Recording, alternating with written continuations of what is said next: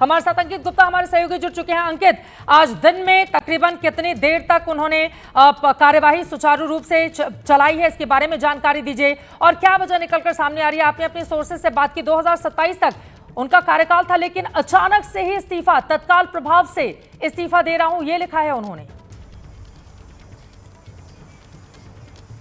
बिल्कुल चित्रा, देखिए ये खबर चौंकाने वाली है, लेकिन मैं जो है आज दिन भर जो गतिविधियां हुई हैं मैं उसके बारे में आपको दर्शकों को बताना चाहूंगा। देखिए आज सुबह की जब कार्रवाई शुरू हुई तो जगदीप धनखड़ अपनी चेयर पे मौजूद थे और मैं राज्यसभा में मौजूद था। उसके बाद में जब हंगामा हुआ, सदन की कार्रवाई स्थगित हुई, तो जो है जगदीप धनखड़ अपनी चेयर से उठते हैं क्योंकि कार्रवाई बार बार स्थगित होती जा रही थी। लेकिन शाम को 4 बजे के आसपास एक बार फिर से जगदीप धनखड़ चेयर पर आते हैं और यहां तक कि वो ये तक कहते हैं कि मुझे जो है एक जो जस्टिस वर्मा को लेकर के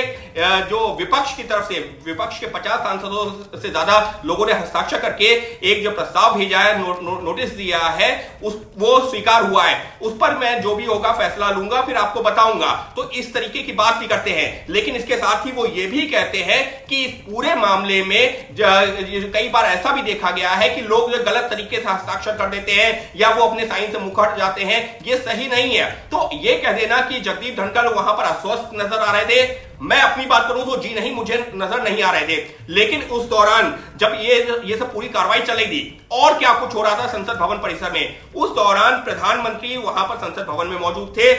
जो सरकार के वरिष्ठ मंत्री थे वो संसद भवन में थे और उसी दौरान प्रधानमंत्री के साथ में वरिष्ठ मंत्रियों की एक बैठक होती है। उसके बाद में राजनाथ सिंह जी, अमित शाह जी और वरिष्ठ मंत्री हैं उनके बीच में एक बैठक होती है। वहां पर कुछ हलचल जरूर चल रही थी, लेकिन जो हमको सूत्रों से जानकारी मिली वो इसको लेकर के नहीं बताया ये गया कि जस्टिस वर्मा के खिलाफ महाभियोग प्रस्ताव को लेकर के ये हलचल है। लेकिन वो हलचल जो है उतनी ज्यादा सहज नजर नहीं आ रही थी मुझे, अगर मैं अपनी बात करता हूं तो। उस दौरान हालांकि जो चर्चा तमाम तरह की चल रही थी कि क्या कुछ चल रहा है, लेकिन जगदीप धनखड़ को लेकर के कहीं किसी के पास कोई जानकारी नहीं थी। अब सवाल ये उठता है कि क्या जो वो तमाम हलचल चल रही थी उसकी एक वजह जगदीप धनखड़ की तरफ से दी गई कोई जानकारी थी जो कि उन्होंने दी थी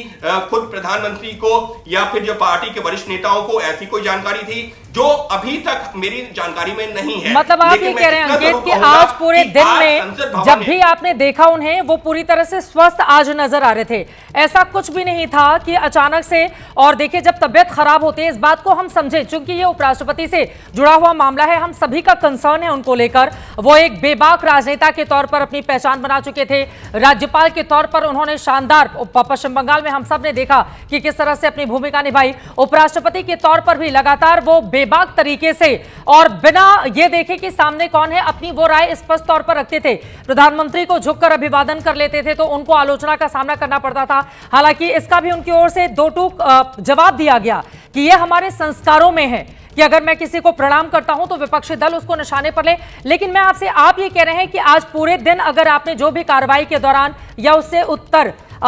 उपराष्ट्रपति को देखा है तो वो स्वस्थ नजर आ रहे थे, ऐसा कोई बहुत सीरियस कंसर्न नहीं था कि वो बहुत बीमार है और इस वजह से उनको शाम तक इस्तीफा देना पड़े, यानी कि कोई राजनीतिक वजह हो सकती है अंकित, ये माना जाए।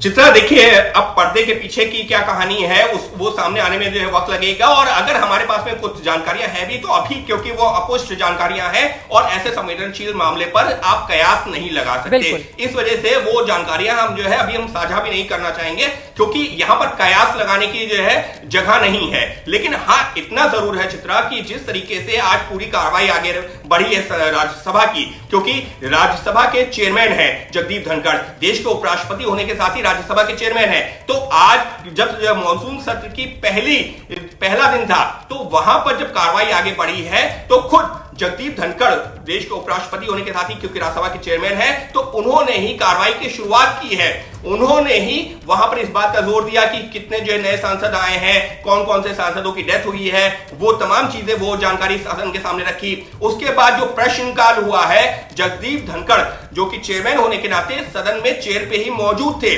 उसके बाद में जब गतिरोध बढ़ा है तो वो अपनी चेयर से उठ के गए जरूर हैं।